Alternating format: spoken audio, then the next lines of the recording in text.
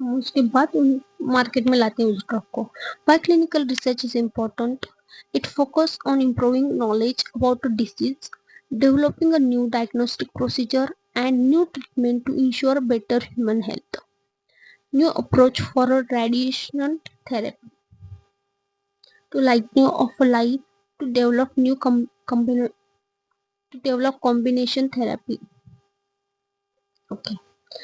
To lighting of life, to develop new combination therapy, to new standard for diagnostic procedure, new method for surgery, reducing burden of health condition, help to prevent and cure disease, to acquire knowledge about disease, to enhance drug quality and to improve the quality of life.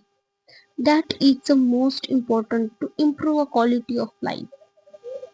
Everything is happen for human being, for their good life, for their survival. Main agenda to how to cure disease and how to reduce that disease, how get a life is disease free, infection free, enhance a drug quality.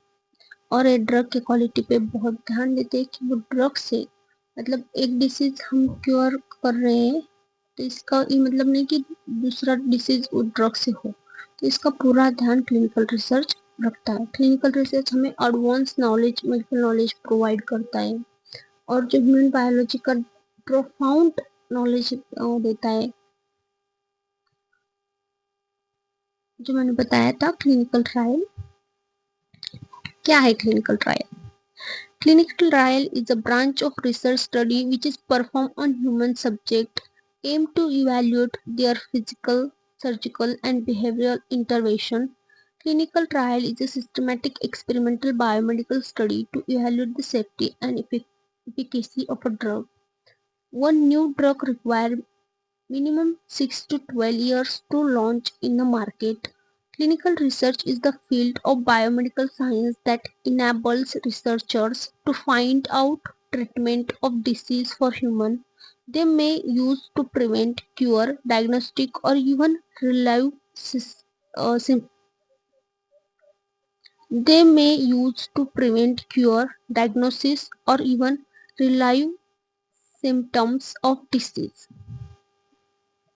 Clinical trials क्या होते हैं? तो clinical trials जो होते हैं, drugs जो आता है मार्केट में, तो वो ड्रग को हम पहले ह्यूमन सब्जेक्ट पे अप्लाई करते हैं. अगर ये इसके कुछ मतलब उस पर्सन ने वो ड्रग लिया, जो सब्जेक्ट है ह्यूमन सब्जेक्ट, उस पर्सन ने ड्रग लिया तो उसको अगर कोई और बीमारी तो नहीं हो रही है उस ड्रग से, वो डिसीज इफेक्टिव तो है, उस डिसीज के लिए इफेक्टिव तो है वो ड्रग. यह ऐसा तो नहीं कि हम ड्रग ले रहे हैं और ये हो रहा है क्यूर, बट दूसरा उधर भी कुछ प्रॉब्लम इंक्रीज हो रहे हैं. इसलिए ह्यूमन सब्जेक्ट पे ये टेस्ट किया जाता है. और ये डायरेक्ट ह्यूमन सब्जेक्ट पे नहीं किया जाता, उसके पहले प्री क्लिनिकल ट्रायल भी होता है. और जो एक ड्रग से जो टैबलेट है, वो टैबलेट मैन्युफैक्चर के बाद 6 to 12 ईयर्स लेती है मार्केट में आने के लिए. इतने प्रोसेस से उसे गुजारना पड़ता है और उसके बाद वो पेशेंट तक पहुंचती है वो टैबलेट. और इसके बाद भी उसका मतलब ऐसा नहीं कि अब पेशेंट तक पहुंच मतलब पेशेंट ने ले ली तो ठीक है वो सेफ है वो ड्रग, ऐसा ऐसा भी नहीं है.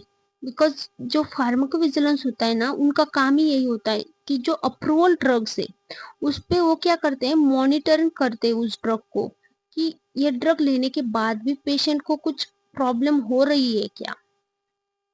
अगर हो रही है तो ये ड्रग वो क्या करते हैं, जो इंडिविजुअल केस रिपोर्ट फॉर्म होता है उससे स्टडी एग्जामाइन करके वो रिपोर्ट देते हैं रेगुलेटरी अथॉरिटी को.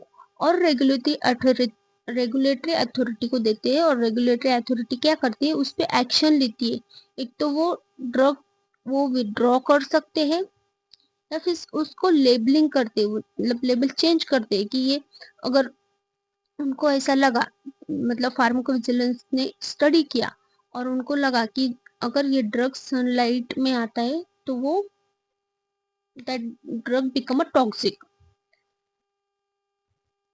and that that's why that's why regulatory authority, what does, they label precaution label, precaution label लगाया जाता है उस पे कि ये ड्रग क्या करे, सनलाइट से दूर रखे। हमने बहुत सारे ड्रग्स पे देखा होगा कि वहाँ प्रिकॉशन होता है कि ये सनलाइट से दूर रखे, ये चाइल्ड से दूर रखे, और मतलब वो प्रिकॉशन लेबल लगाते या फिर विड्रॉ हो जाते। जैसे बहुत सारे ड्रग्स होते हैं जो मार्केट से भी विड्रॉ हो जाते हैं क्योंकि उसका एडवर्स इवेंट दिखने लगता है। अगर फार्माकोविजिलेंस, और फार्माकोविजिलेंस का मेन तो ये एक काम है कि इसका द रेशनल यूज होना चाहिए, कि इंडिया में फार्माकोविजिलेंस के बारे में इतना अवेयरनेस है नहीं।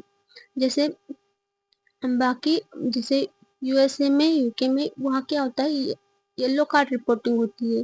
जैसे ऑस्ट्रेलिया में ब्लू कार्ड रिपोर्टिंग होती है ना। यूके में येलो कार्ड रिपोर्टिंग होती है। वहाँ क्या होता है, जब कोई भी एडवर्स इवेंट दिखने लगे ना, तो पेशेंट हो या डॉक्टर्स हो, फार्मा कंपनी हो, कोई भी रिपोर्ट कर सकता है कि इस ड्रग के बारे में हमें एडवर्स इवेंट दिख रहे हैं। तो फार्माकोविजिलेंस उस पे फोकस करता है, ऑडिट आती है फिर से, और देखते हैं कि अगर ये ड्रग मतलब मॉनिटर कर किया जाता है उस पेशेंट को फिर से, और देखते हैं कि ये किस वजह से हो रहा है, ठीक है, और वो ड्रग विड्रॉ हो जाती है। ये एक बायोमेडिकल साइंस है, जैसे मैंने पहले बताया कि इसमें हम क्या करते हैं, ह्यूमन का और एनिमल का यूज करते हैं। क्लिनिकल ट्रायल्स होते हैं प्रिवेंट के लिए, मतलब जैसे वैक्सीन, हम वो कोई डिसीज हो ही ना, कोई इन्फेक्शन हो ही ना, इसके लिए हम क्या करते हैं, उस ड्रग को प्रिवेंट करते हैं। प्रिवेंट करने के लिए हम जैसे वैक्सीन, जैसे पोलियो को वैक्सीन दिया जाता है, तो हम क्या करते हैं, पहले ही क्योर करते, अगर कोई डिसीज हो तो उसे क्योर करते। डायग्नोस करना मतलब जैसे एक्सरे हो, एमआरआई हो, सिटी स्कैन हो, डायग्नोस करते हो डिसीज, मतलब क्या हो रहा है, क्या चल रहा है।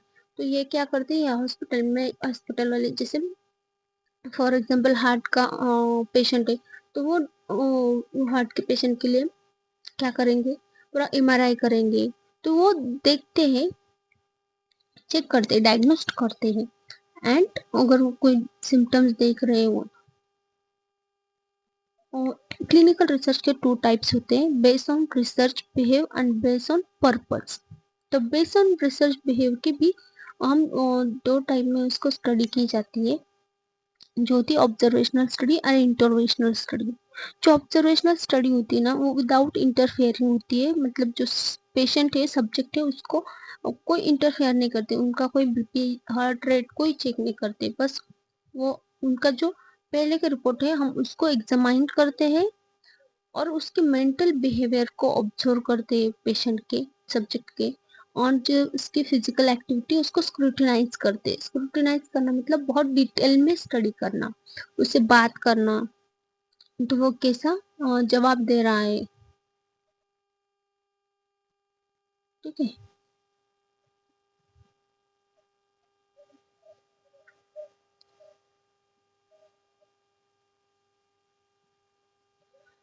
और दूसरा होता है इंटरवेशनल स्टडी। इंटरवेशनल स्टडीज में क्या होता है, हम इंटरफेयर करते हैं विद सब्जेक्ट के साथ, उसके हार्ट बीट चेक करते हैं, पल्स, ब्लड शुगर, मतलब बीपी चेक करते हैं, शुगर चेक करते हैं, और अगर कोई और डायग्नोस्टिक टेस्ट की जरूरत हो तो हम वो भी करते हैं। तो इंटरफेयर करके हम उसके एग्जामाइन करते हैं, रिपोर्ट होती है इंटरवेशनल स्टडीज।